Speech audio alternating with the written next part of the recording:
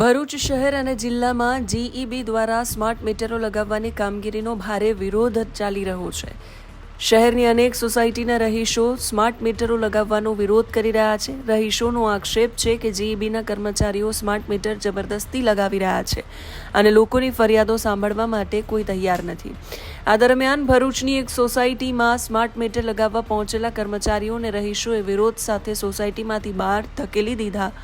જબરદસ્ત આંદોલનના વાતાવરણની વચ્ચે કુકરવાડા ગામની નવીન નગરીમાંથી ચોંકાવનારી ઘટના સામે આવી.